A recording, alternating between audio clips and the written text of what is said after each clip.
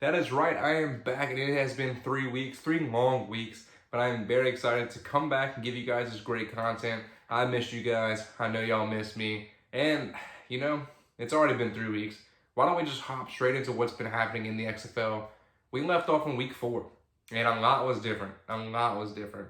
So let's just go off, starting with the North Division, and just go by each of those teams and kind of quickly break down what's been happening. And let's get into it. So we started off with the DC Defenders, and from week 4, they're still on that win streak. They beat the St. Louis Battlehawks, beat the Houston Roughnecks, but in week 7, they lose. They actually lost a game to the Orlando Guardians, who at the time were a winless team. So it was a very big upset, a winless team beating the team that has won every single game, just staying undefeated. But the DC Defenders did pick it back up and have won this Week 8 game in a very, very close one with the Seattle Sea Dragons. It literally came down to the last play, last drive, but the DC Defenders won by 1 point. So then we go over to the St. Louis Battlehawks. And, you know, they lost. They lost DC that Week 5, but they go ahead and they are on a 3-win streak right now. They went and beat the Vegas Vipers. They went and beat the Houston Roughnecks and then the Vegas Vipers once again. St. Louis is looking good. They did lose A.J. McCarron to injury, but they have another guy that stepped up. I believe his name is pronounced Tianu. He stepped up, and he's playing good. He's throwing some interceptions, but in crucial times, he's there when they need him for St. Louis to keep on winning. With only 2 weeks left, this season is getting very close. But we go ahead to the Seattle Sea Dragons, right underneath them with Ben DiNucci in that whole game. From week 4, they had a 3-win streak, beating the Houston Roughnecks, the Orlando Guardians, and the Arlington Renegades, but they just lost this week, week 8, to the DC Defenders in a very close game, like I said. One thing about the Seattle Sea Dragons, yes, they have Ben DiNucci, the man himself, Josh Gordon, Pearson, but they added 2 1,000-yard rusher in the NFL, Philip Lindsay. A huge get, not just for the Sea Dragons, but the XFL himself. I was very excited to see him back in there. He had a crucial part in that game with 8 carries. It was really Ben DiNucci's game, throwing that ball 41 times, but Philip Lindsay in the Sea Dragon uniform, love to see it. And they could compete for that playoff spot. Them and St. Louis are battling for that spot, but I'll get into that a little bit later. We go into the last team in the North, and that is the Vegas Vipers. So, starting after week 4, they beat the Orlando Guardians in week 5. But they lost to the St. Louis Battlehawks week 6, then go on to beat the San Antonio Brahmas, and then once again losing to the St. Louis Battlehawks. And they're at the bottom of the division, but with all of these losses, even though they have those 2 wins, the Vegas Vipers are completely out of the playoffs. Sad to say, because they just now found themselves. I don't know if it was Rod Woodson or the team, but everything is kind of clicking. And that team is hard hitting on defense. I can say that. Definitely some Rod Woodson, coaching going on there.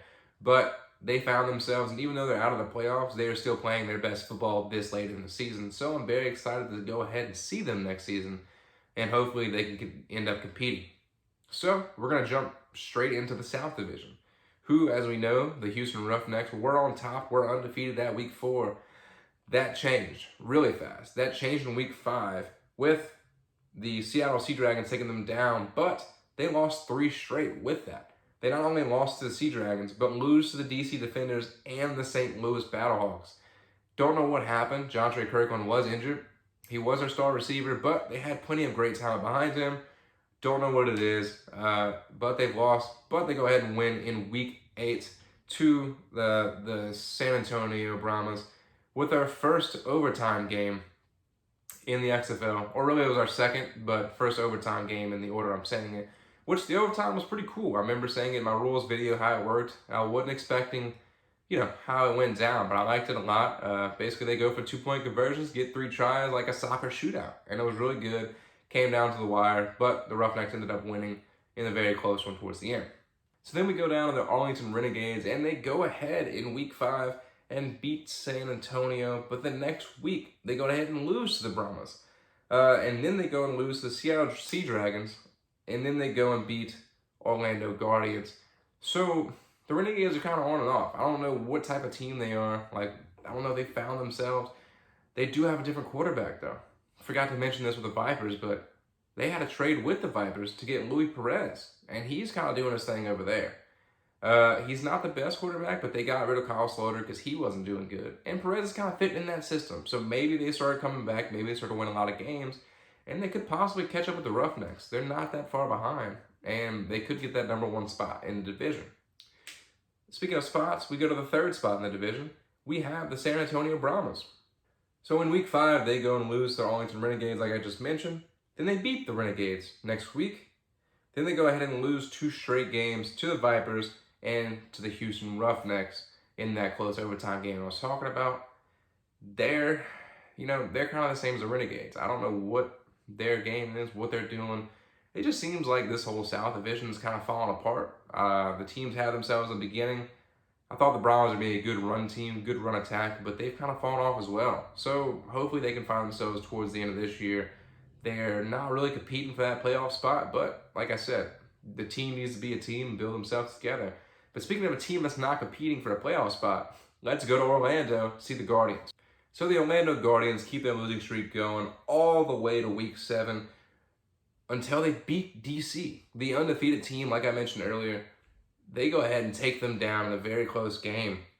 And you know what? They continued that losing streak this week, losing over to Arlington Renegades. But they're showing a lot of promise as well. They're showing their team is a lot better. The team is getting better. And they went from a team in week 3 where people were asking for Terrell Buckley to be fired because of his coaching and how he was treating his players, to now it's a team that not only beat an undefeated team, but they're showing themselves that they got pride and they can play and compete with the rest of these people. Yes, they are knocked out of the playoffs, but they're playing their best football, just like the Vipers later on in the season. All right, and now we're going to look at the division standings and their records. We're going to start off with the North once again, and DC Defenders. They are 7-1, 6-0 in the division. The St. Louis Battlehawks are 6-2, 3-2 in the division. The Seattle Sea Dragons 5-3, 1-3 in the division, and the Vegas Vipers 2-6, 0-5 in the division. So, like I mentioned earlier, the DC Defenders, they have clinched their spot. They're 7-1. They're undefeated in the division. They got that. Vipers are the opposite. They're automatically knocked out, haven't won a single division game in 2-6. But we look at the St. Louis Battlehawks and Seattle Sea Dragons. Super, super close. Just one game above the Seattle Sea Dragons. They can do this. I'm honestly cheering on the Seattle Sea Dragons because of how their team is. They had that 5-win streak. They're doing awesome. I did predict the St. Louis Battlehawks and the Roughnecks in the finals, but I like Seattle. I like their swag. I like everything they got. They need to win both these last games, but if the Battlehawks win one game, they take it. They do play each other, I believe, for the last game of the season. So that'll be a very, very crucial game in Week 10 to figure it out. The North, great division. It's kind of neck and neck. But you go to the South, and it's just, I don't know what that is. They must have put all the worst teams in the South. Even the Roughnecks at this point have fallen off completely. But we look at the South division, and Houston Roughnecks are on top at 5-3. 5-0 in the division. Their division's very easy, like I mentioned. We got the Arlington Renegades at 4-4, 3-2 in the division.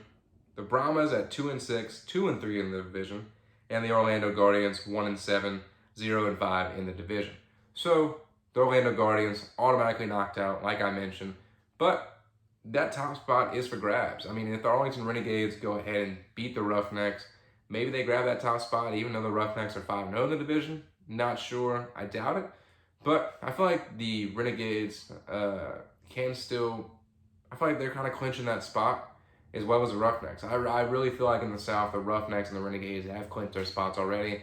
But who knows? Maybe some crazy magic will happen. I just don't see the San Antonio catching up to the Renegades. Even though they're only 2 games behind, the Renegades would have to lose both of their games. And they did tie with the Brahmas. So maybe that could be a little interesting down in the South. But the North, definitely the one to look at right now. And that does it for really the XFL right now. We are in Week 8, going into Week 9 as of now after this Easter weekend. It's been great so far. I'm enjoying the XFL. It's definitely gotten a lot better towards the end. A lot of these games are coming down to the wire, coming down to one score, 1 point even games. I love the overtime. I like seeing that a lot. All these injuries too are adding a lot of stuff. adding Philip Lindsay in this, adding some NFL players, poaching some NFL players. It's really good. I'm enjoying the XFL a lot, and I'm very, very excited for it to continue, for the playoffs to start after week 10. We also have the USFL coming up. We have that coming up in about a few weeks. It's April 16th, I believe. That's going to pop on Sunday, April 16th. I'm going to be covering that as well. I'm going to do a What is the USFL video, so look out for that, as well as the NFL draft is coming out soon. So I will be doing a mock draft for that as well. These are all projects in the future, so definitely look forward to those. So with this being football for thought, I have a few things for you guys to think about. The XFL, all right? Are you guys still enjoying it? Are y'all liking it a lot more that the games are a lot closer, coming down to the wire, coming down to these short one drives or 1 second plays? Who do you guys think is going to take the North? Who do you guys think they're going to take the South? Do you guys think the Sea Dragons will topple the Battlehawks or vice versa? So a lot of things to think about with this great XFL world. Do you guys think they will get more NFL players? Because there are some people that aren't being signed in the NFL. Like Jared McKinnon has not being signed because of his age. Maybe he comes on down to the XFL. Maybe not this year, but next. There's a lot of things to think about. But this is the conclusion of this episode of Football for Thought. I am very happy to be back and share my great content with you guys, and I hope you guys are as well. So for next time, I'll catch y'all in the end zone.